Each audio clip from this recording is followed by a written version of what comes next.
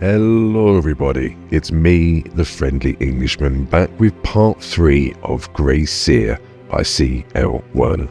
If you are listening to this, thank you so much, and it would be great if you could help me out by clicking the like button and even subscribing to the channel if you haven't done so already. Let's carry on from exactly where we left it, with Chapter 2, The Maze of Penance. In the flickering dark of the burning city, with the night pierced by the screams of dying men and the air stagnant with the stench of scorched flesh, he could feel power surge through his body. Raw, primal and awesome in its terrible magnificence, it roared through his veins like a living thing, firing every nerve and synapse, awakening them to the eldritch power that soaked his flesh.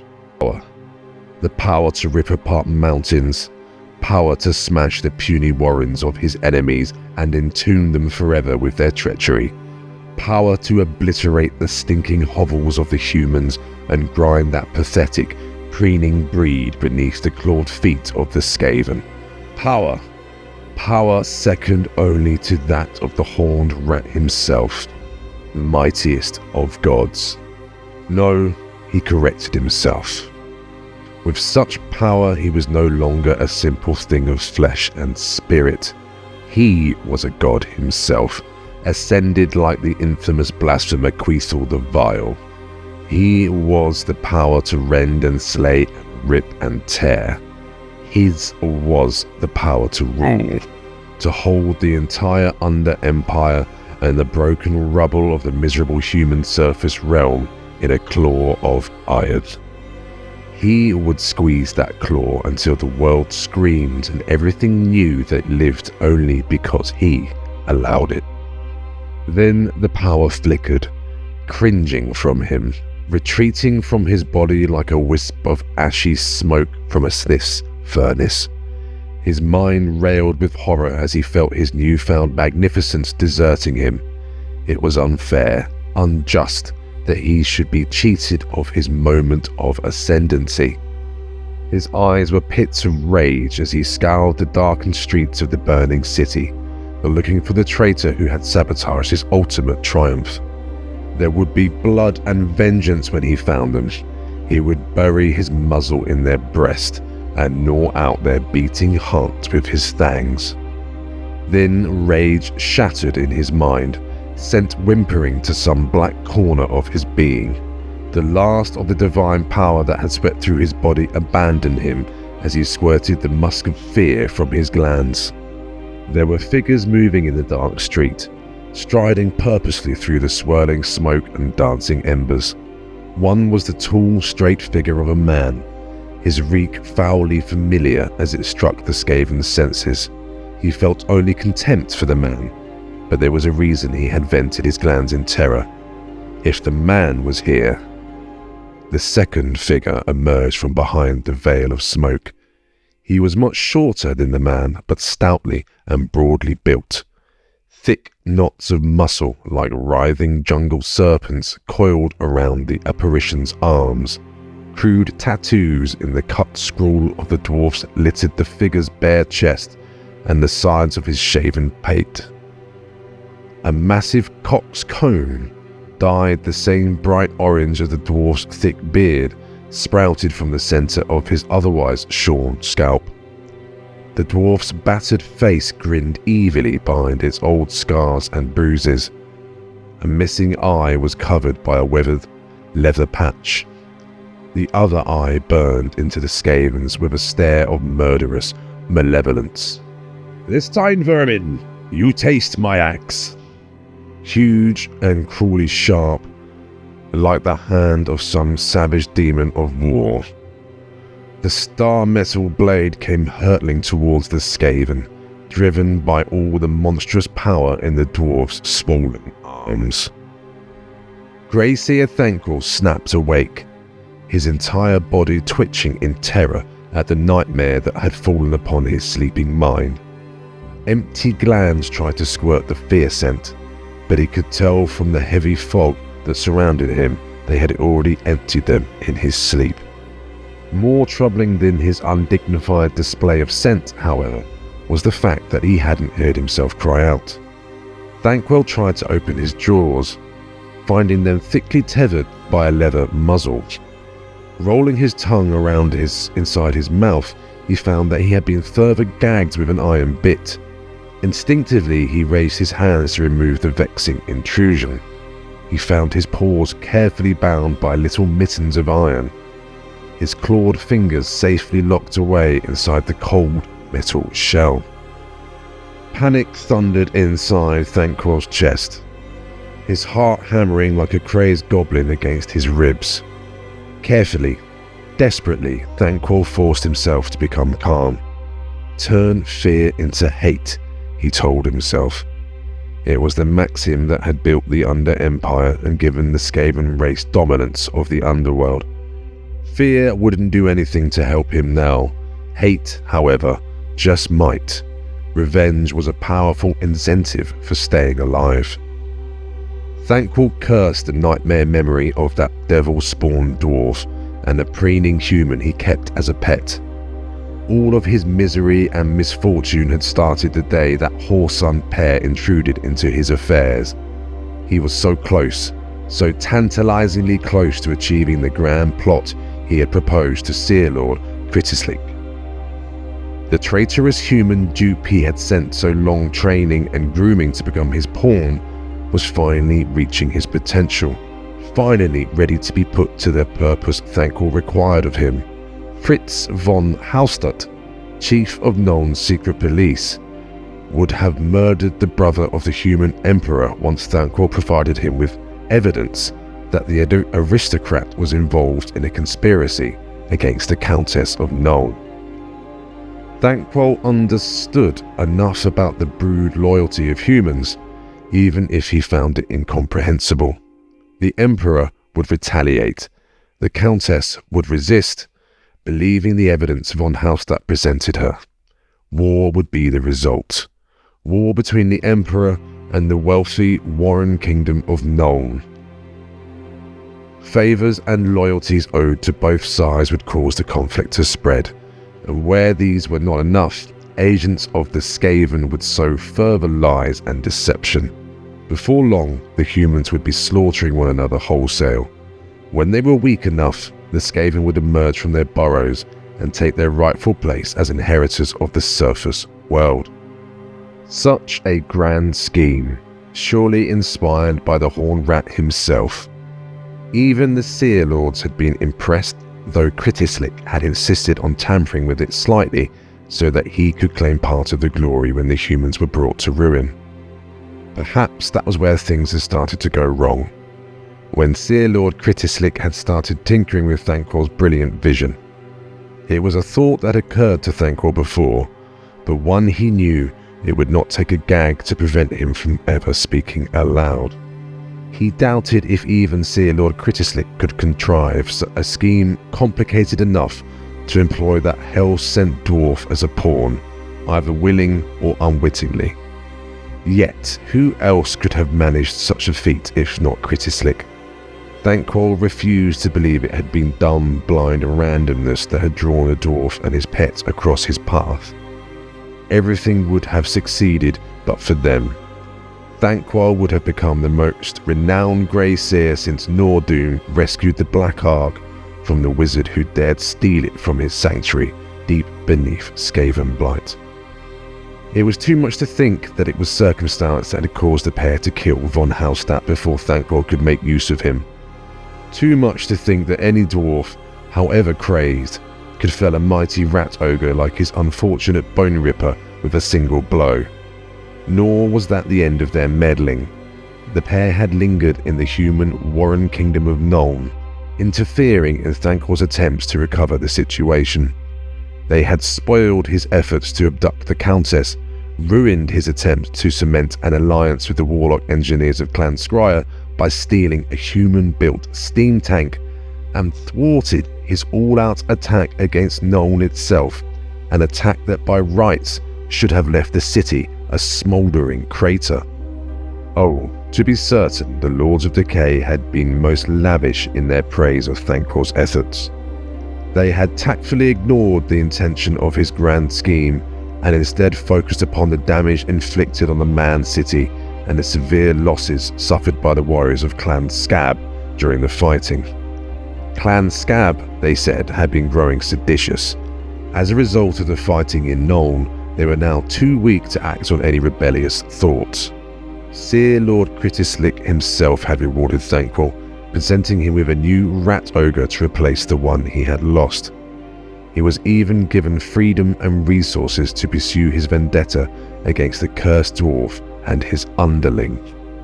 Thanquol should have suspected then, but he allowed his own ambition and his deep need for revenge to cloud his judgment. He gathered a new band of minions and pursued the dwarf far into the north. The battle that had followed should have been a resounding victory. Thanquol had planned it out to the smallest detail. Instead, his wretched minions had allowed themselves to be destroyed and routed by the filthy dwarves. His second Bone Ripper performed even more wretchedly than its predecessor, killed by the dwarf's pet before it could even lay a paw on him. Thanquol was right to have been suspicious. Few Skaven would have had such sharp instincts. If he'd trusted the miserable wretch to protect him, hadn't it been Critislick who had suggested he employ the rat ogre as a bodyguard? Pursuing the dwarf and his allies had led Thanquol even further north, most of his carefully hoarded wealth being spent to gather more warriors and to purchase a proper bodyguard, a hulking beast worthy of the name Bone Ripper. To remind Seer Lord Critislick of the importance of Thanquol's brilliant and cunning mind, he sent a runner back to Skavenblight, telling the Lords of Decay about the airship the dwarves had built, and in which his despised enemy had so cravenly quit the battlefield. Now he was not simply going to accomplish the elimination of a hated foe of the Under Empire, but also secure a technology that might make the loss of the steam tank in Nuln insignificant. But things continued to go wrong. His agent, the snivelling and faithless Lurk Snitchtongue, who in his foresight Thanquol had sent to hide in the airship before its escape, returned from his experience mutated and savage, exposed to the raw forces of the blighted Chaos Wastes. His poor-picked warriors, after occupying the airship's staging area in Kislev and imprisoning its human defenders, were too glutted on their recent successes to obey his exacting commands when the airship returned. Had they followed his strict orders, the damnable contraption would have been his and all its miserable occupants at the Grey Seer's mercy. Instead, they had foolishly, treacherously rushed in and gotten themselves slaughtered. Even the wretched dolt of a rat ogre managed to get itself killed. Bone Ripper. Thanquol always knew the gruesome things were nothing but bad luck. Only the Grey Seer's genius and the liberal ingestion of Warpstone to augment his magical powers had enabled him to escape the treacherous bungling of his subordinates. His only comrade as he scurried away from the debacle was the grotesque Lurk, now a little more than a rat ogre himself, albeit with a troubling knot of hunger in his scent. Even worse, they had been captured by the pickets of a massive horde of deranged humans from the Northlands. It had taken a wit as sharp and tricky as Thanquol's to deceive the barbarians into releasing them, and he had made sure to use the escape to put as many of their fellow Skaven between the marauders and himself as quickly as possible, seeking out the closest and largest Skaven warren in that area. That led to his entry into Hellpit, the noxious city of Clan Moulder, breeders of the many beasts and monsters that slave for the Skaven in the dark reaches of their realm. Isaac Grottle, the fat worm, had been there, spinning his lies to the elders of his clan, convincing them it had been Thanquol and not his own conniving and perfidy that had resulted in the failure of the attack on Nuln and the loss of many of the clan's beastmasters. Instead of welcoming the Grey Seer, Thanquol found himself a prisoner. and one destined for a very short stay. Again, destiny and the Horned Rat smiled on him. At any other time, Clan Moulder would have happily disposed of Thanquol.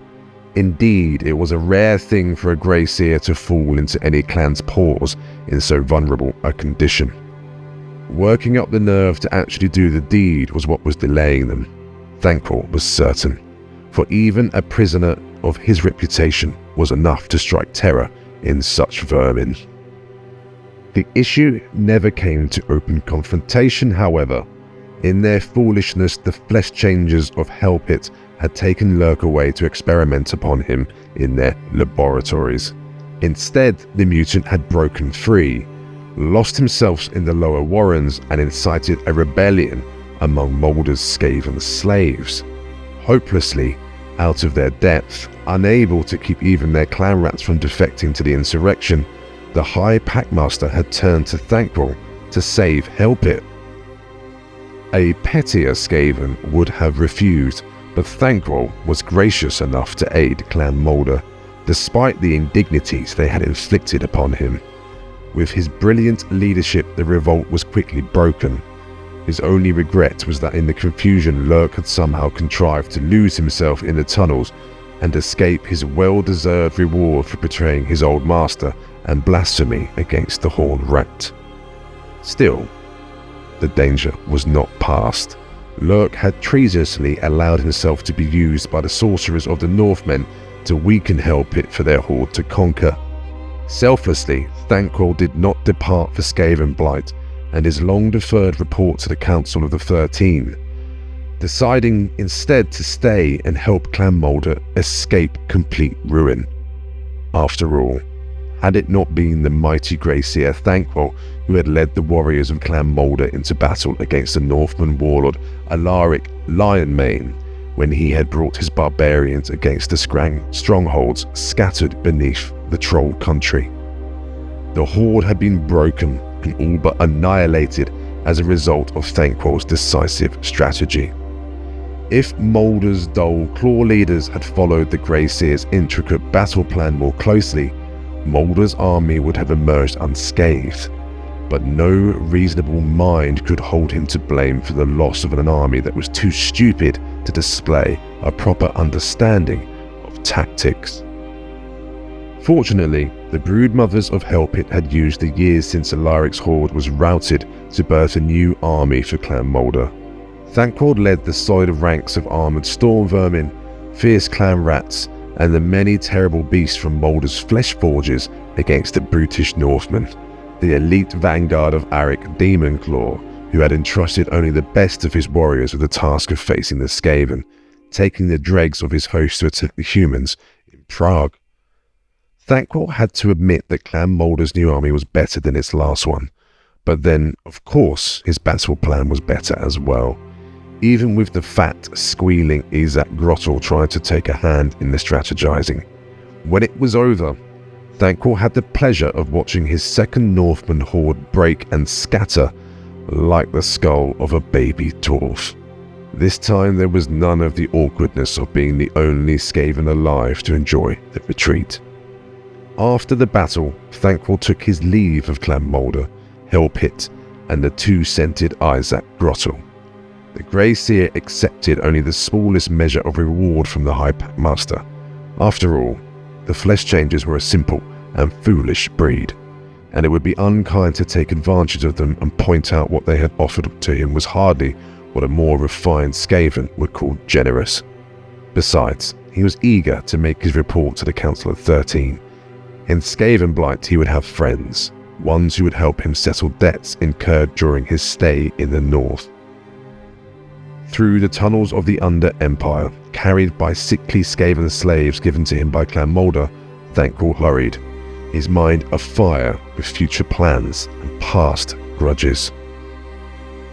Thanquol rubbed one of his horns against his shoulder, trying to get an itch he couldn't reach with his chained paws. No matter which way he twisted his neck or tilted his head, he couldn't quite find the spot.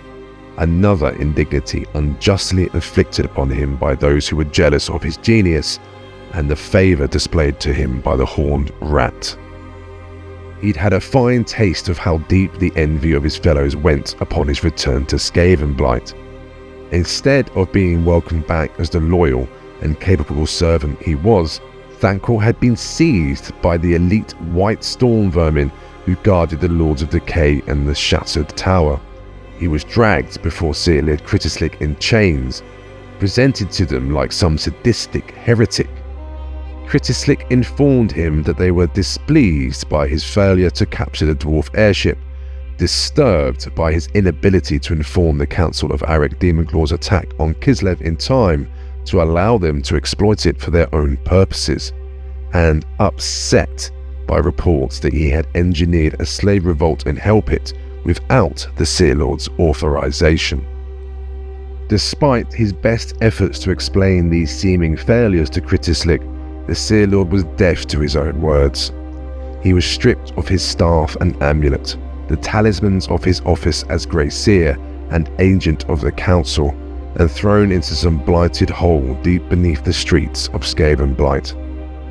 Thancor was more certain than ever that Kritislik had been behind his downfall from the start. It was the Seer Lord who had put that hell-spawned dwarf in his way, probably the treacherous Lurk and all the other enemies who had beset him as well. Envious of Thancor's brilliance, doubting Thancor's tireless devotion and loyalty. Thancor was right to have plotted against this senile old mouse.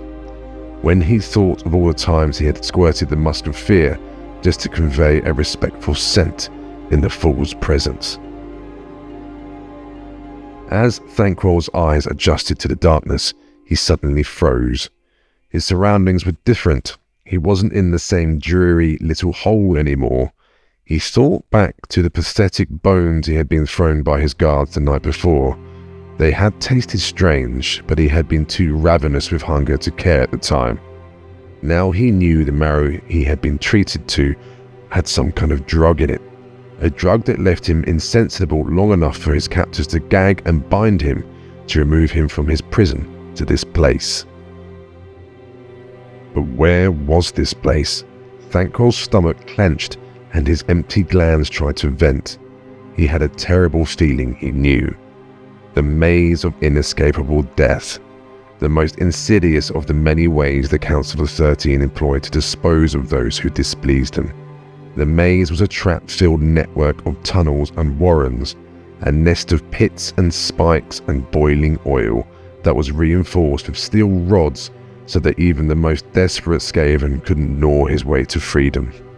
In all the centuries since its construction, no Skaven had ever escaped from the maze for one simple reason. There was no way out. Thancor stared at the ceiling, feeling his head swim as he saw tiny lights wink into existence, as the comforting closeness of the roof faded away into the vast, horrifying emptiness of the night sky. He knew it was a trick, a dwarf-made illusion plundered from the shattered halls of the City of Pillars. He knew that it was not stars he saw, but simply tiny bits of amber and pearl set into a black painted ceiling. He recognized the deception for what it was, but he could not stop the instinctual revulsion that crawled through his body. Untold generations of breeding, fighting and dying in the close tunnels and cluttered caverns of the Under-Empire had made the Skaven a race of agoraphobics, imprinting a terror of open spaces into the most primal parts of their psyche. The Grey Seer tried to overcome his fear with his knowledge, to let intellect subdue unruly instinct. It was the fiendish nature of the nameless and accursed rat-men who had constructed the maze that the labyrinth should use a Skaven's own natural urges to destroy him. Instinct versus intellect. An unequal contest in most Skaven, who were little cleverer than the common rats who shared their burrows. But in the case of a mind like Thancor's, genius would prevail. The nameless architects of this maze had not figured upon a brilliance such as that of the Grey Seer. Thancor caught himself as he was edging towards the wall of the tunnel, fighting down the desperate need to feel raw earth against his whiskers, to assure himself he was not falling into the enormous void of the sky above. He ground his fangs against the bit in his mouth, feeling annoyance that he had allowed his body to move at such primitive and petty urgings. The builders of the maze would know that huddling up against the wall would be the natural response of a Skaven confronted by the sprawling starfield over him. They might have hidden anything in the wall to settle with such weak minds. Spring-loaded spikes treated in warp venom, jets of immolating warp flame billowing outwards from projectors buried beneath a thin layer of crust, perhaps even a hidden pivot to allow the wall to spin and crush its victim. Each image made Thanquol more nervous than the last, and he slowly backed away from the offending wall. When he felt raw earth crumble behind his furrowed back, the Skaven leapt 10 feet into the center of the tunnel, wide-eyed with fright, not caring how inappropriate such a display of raw fear was for a Grey Seer of his status. His retreat from the first wall had backed him into the other side of the tunnel. Only reflexes as honed and precise as his own could have allowed escape from so injudicious a moment. Thanquol watched the wall he had brushed against, waiting anxiously for it to explode in some manner of violence. When it didn't, he felt almost disappointed. But he should have guessed that the speed of his amazing reactions was quicker than whatever device the architects had hidden. Before the death machine could even be triggered, Thanquol was already gone. Now, as he stood in the darkness, listening to his own heart pounding in his chest, Thanquol's other senses became more alert. He could discern a faint, bittersweet smell. He could feel the air shifting slightly, betraying the merest suggestion of current and movement. He could hear an indistinct noise, a dim scratching sound from beneath the rocky floor, giving him the impression of rusty gears grinding together. There was no escape from the maze, but Thanquol was determined to fight just the same. If he could find something to rid himself of his muzzle and fetters, he would be able to draw upon his magic to tip the balance back in his favor. However fiendish the architects, Thanquol did not think they could have reckoned with the mystic might of a Grey Seer when they built their traps. His eyes averted from the disconcerting illusion of the false sky, Thanquol carefully made his way down the tunnel. He was careful to stay away from the walls and kept a wary watch on the places he set his feet. Ahead, the tunnel split into 5 separate corridors, like fingers stretching away from a hand. He paused, sniffing at the air, trying to decide which corridor to take. He had a good feeling about the leftmost path. The Skaven lashed his tails in annoyance, remembering that this place was designed to goad a victim into destroying himself. Thanquol turned away from the left path, instead creeping down the center corridor. He had only taken a dozen paces when instinct took over him and he threw himself to the floor. An instant later, a great blast of green warp fire whooshed overhead, searing its way down the tunnel. The smell of singed fur told the Grey Seer how nearly he had been caught, the flames licking at his back even as he crushed himself against the floor. Thanquol lifted himself from the ground, scowling at the darkness. There was no mistaking the sound of gears grinding together beneath the floor this time. He could feel the tunnel itself rumbling. Quickly, he retreated back the way he had come. He had just reached the intersection when the trapped tunnel began to rotate, moved by machinery hidden beneath it. Soon, where the corridor had been, Thanquol could see only a bare stone wall. The Grey Seer did not spend over long contemplating the buried machinery or the question of whether it operated automatically or was guided by some malefic intelligence. Having escaped the warp fire, Thanquol was more inclined to trust his initial impression and travel down the leftmost tunnel. Certainly, it couldn't be any less hazardous than picking a path at random as he had done. That bittersweet scent was stronger as Thanquol entered the left tunnel. Now the Grey Seer identified the odor, his suspicions of trickery became even more pronounced.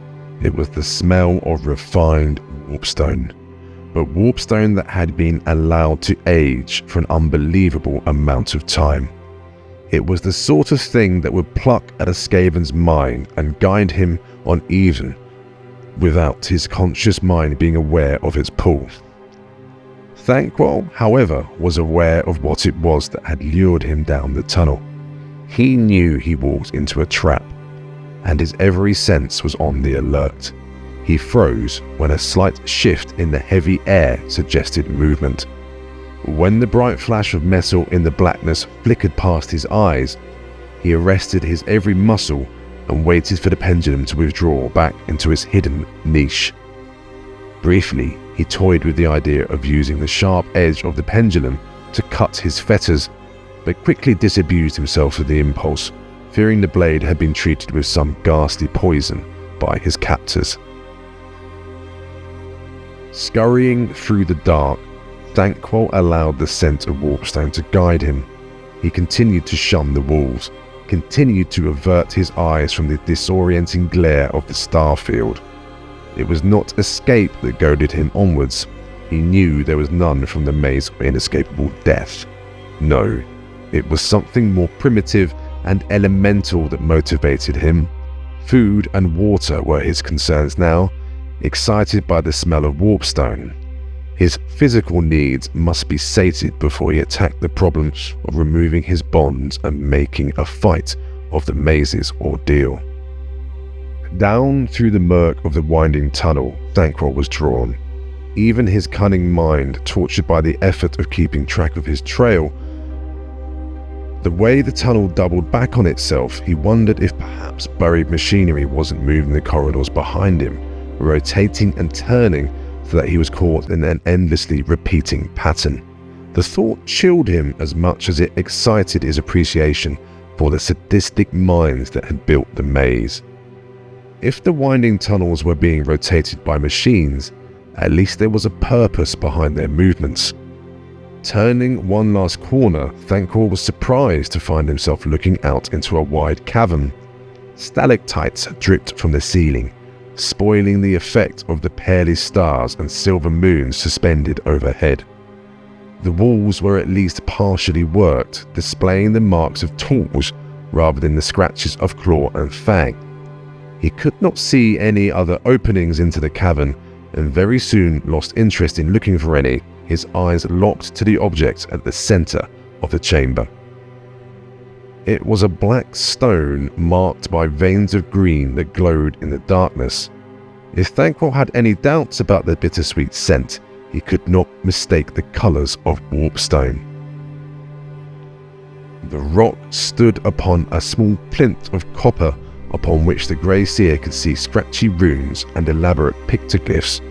Old writing, very old indeed, possibly even predating the rise of the Skaven themselves.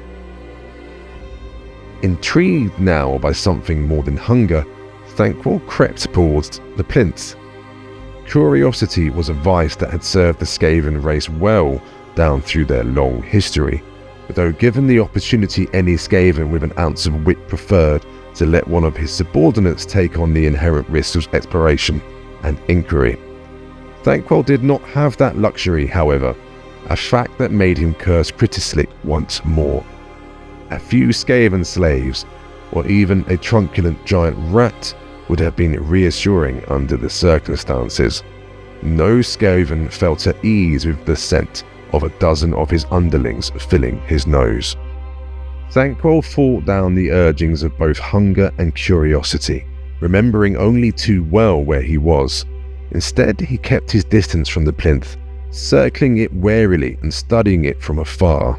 Abruptly, he stopped, fixing his gaze on the block of Warpstone. Now he could see that the rock had been sculpted, carved into a crude likeness in a style as primitive as it was ancient.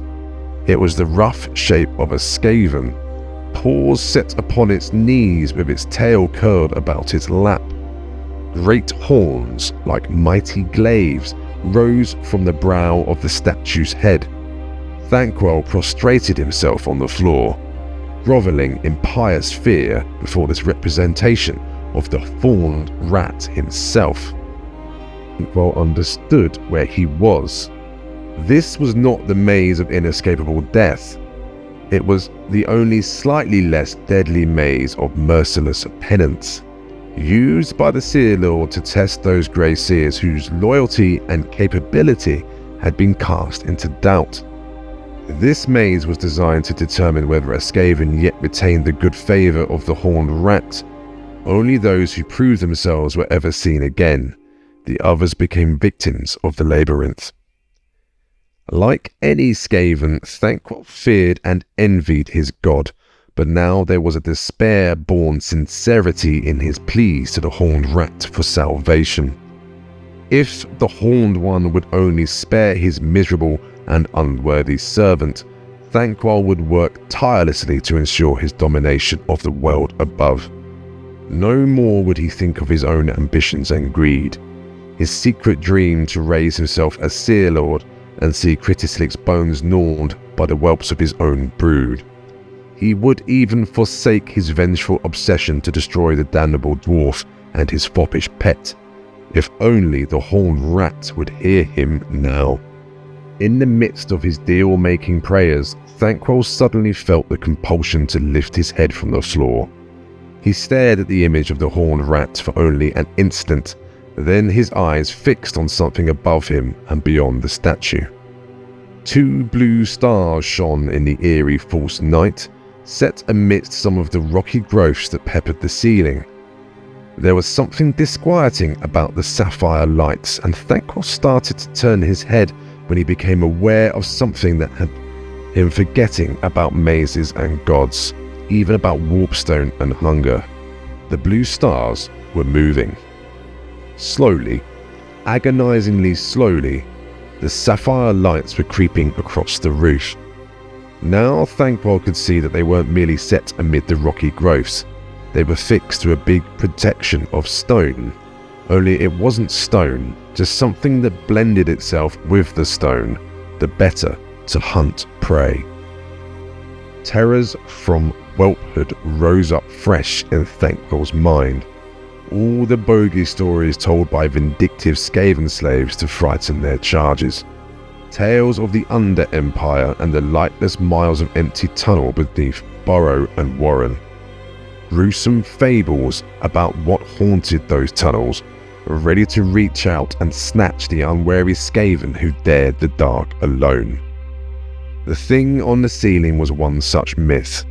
Until this moment, Thanquol had not believed such a thing to be any more than the crazed imagining of the insect-obsessed clan Verms. Still, there was no mistaking the monster for aught but it was. Now that he was aware of it, Thanquol could pick out the shape of its many spindly legs, the long abdomen and the armoured thorax.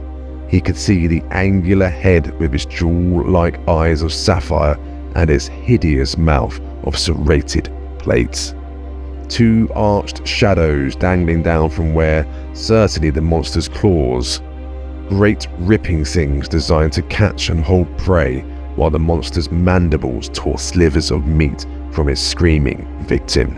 Tragara, the panther of the underworld, a monstrous mantis-like predator that found no prey quite as much to its liking as Skaven. Even now, staring back at its sapphire eyes, Thanquol found it difficult to believe the thing was real. He ransacked his mind for every half-remembered story he had been told about the creatures. Above him, slowly and silently, the Tragara continued to creep forwards. Blind, yes, that was something he remembered. Thanquol prided himself on recalling such an old and seemingly useless bit of memory. There was more. It wasn't able to scent prey any more than a Skaven could catch a scent from the insect's own pale, rocky body. But then how did it hunt? The Tragara was almost directly above the plinth now. Thanquol shuddered as he saw how immense it was, at least twice his own weight and coated in thick plates of chitin. As he trembled, the insect rotated its head, seeming to fix its blind gaze on the Grey Seer. Thanquol knew it was not his imagination when the Tragara's lethargic stalk across the ceiling quickened. Movement. That was how the Tragara hunted its prey. Even the slightest motion would betray Thanquol to the monster. the Skaven struggled to calm himself, to still his lashing tail and quivering limbs. He forced himself to look away from the gigantic insect, only too aware that while he looked at it, any effort to calm himself was doomed. Long moments passed. Thanquol expected the scythe-like claws to come sweeping down to snatch him at any moment. When nothing happened, he risked raising his face from the floor. The Tragara was almost directly over him. He could see the stone-like markings on its back now, could hear the scrape of his body against the rock as it moved. The sight was too much for Thanquol's self-control. Screaming into his gag, the grey Seer scurried across the floor on hands and feet, racing away from the sinister predator with all the grace and terror of some mammoth rat. Dignity and decorum were the furthest things from his mind as the grey Seer darted back into the tunnel, like a giant mouse disappearing into his hole. Down the narrow, winding tunnels Thanquol ran, his replenished glands venting themselves. Only once did he risk a look back. 2 sapphire lights shone from the roof of the tunnel, the Tragara's claws' legs stabbing into black rock as it hurtled after its fleeing prey. The insect's grim silence disturbed Thanquol more than the hiss of a serpent or the snarl of a cat, lending the Tragara an unnatural, almost elemental aura of inevitability. Thanquol was not about to submit to the inevitable, whatever shape it assumed. There was always a way, a deception to work, a minion to blame, a superior to flatter. He had survived many things over his life, from the black arts of the necromancer Vorgon of Prague to the vile poxes of the plague lord Skratskwick and the mutated warriors of Arak Demonclaw. Even that hell-spawned dwarf had proven incapable of besting the mighty grey Seer Thanquol. To end as fodder for some mindless tunnel lurker was too much for him to countenance. Now Thanquol was back at the intersection. Once more there were 5 tunnels branching away. Close behind him came the Tragara. He hesitated for only a moment, then quickly darted into the center tunnel. Thanquol threw himself against the floor, crushing his body against the earth. For a terrible instant, he wondered if the trap mechanism had reset, or if the tunnel was indeed the right one. Suddenly, green fire roared overhead. A sickly, satisfying smell of burnt meat struck Thanquol's senses. He looked overhead and watched as a long, scythe-like claw dropped away from the charred husk of the Tragara, its sapphire lights dimmed forever by the scorching blast of warp fire. The tunnel began to rumble once more. This time Thanquol was too slow to retreat, instead being carried away as the entire corridor rotated. As it finished its cycle, the grey Seer found himself blinking in the harsh glow of Warpstone lanterns. He could hear the grind of machinery all around him and could dimly perceive a massive treadwheel powered by Skaven slaves looming in the distance.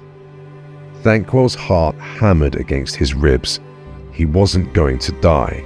He hadn't been cast into the maze of inescapable death, but rather the maze of merciless penance. The horned rat had not abandoned his favoured instrument. He was being given another chance to prove himself. His masters had not consigned him to destruction. Much closer than the slaves was a large cluster of armoured Skaven, their pallid fur taking on a greenish hue in the warp light. They were big, slavering brutes with breastplates of steel and wickedly hooked halberds clutched tightly in their paws. Thanquol knew their scent. Albino storm vermin, the elite guards of the Council of 13. In their midst was another figure, nearly as tall as the hulking storm vermin. His fur was a murky grey that contrasted with the iron hue of his long, flowing robes. Sigils picked out in black rat hair thread-formed intricate patterns on the Skaven's garments. Huge horns as black as the thread rose from the Skaven's skull, curling into spiral antlers of bone. The face beneath the horns was pinched and drawn, and filled with such timeless malice as to make even the fiercest giant seem small and vulnerable. Thanquol abased himself before Seer Critislick, baring his throat to the elder priest sorcerer. If there was anything left in his glands, Thanquol would have vented them in deference to his master, but all the musk had already been used during the horrible chase by the Tragara. Critislick's face pulled back in a fang-ridden smile of challenge, annoyed by the lack of respectful scent from Thanquol. After a moment, however, Critislick divined the reasons for such impropriety. The Seer Lord chuckled darkly. "You survived the maze, Gracia Thanquol," Critislick hissed. Good. "The Horned Ones still favor you." Critislick gestured with his paw, and two of the storm vermin advanced to the captive. Roughly but quickly, they removed the muzzle from Thanquol's snout and the fetters from his paws. Coughing, Thanquol spat the iron bit from his mouth and tried to work feeling back into his jaw. He became aware of Critislick's impatient gaze upon him and threw himself back on the floor. "I serve only the will desire of the Horned One," Thanquol whined. "The word of the most terrifying, magnificent Seer Lord is my sacred commandment, O benevolent tyrant," he added, deciding a display of fawning devotion might keep him from being returned to the maze. Critislick seemed to ponder Thanquol's flattery, then a cruel light crept into the Ratman's eyes. "You have been capable servant, Gracia Thanquol," Critislick said. "The council finds itself in need of a competent servant for a matter of the utmost delicacy." Critislick gestured again, and the white storm vermin grabbed Thanquol by the shoulders and started to lead him away. The Grey Seer knew better than to struggle or protest. A less keen mind might have thought there was nothing worse than could be inflicted on him than the ordeal of the maze, and that there was nothing to be risked by resisting. Thanquol knew better. Where the insidious imaginations of the Lord of Decay were concerned, there was always something worse. I'll just jump in there. That is the end of Chapter 2. I hope you enjoyed that. That was really cool. I look forward to speaking to you all again soon. Take care of yourselves, guys. Thanks for watching.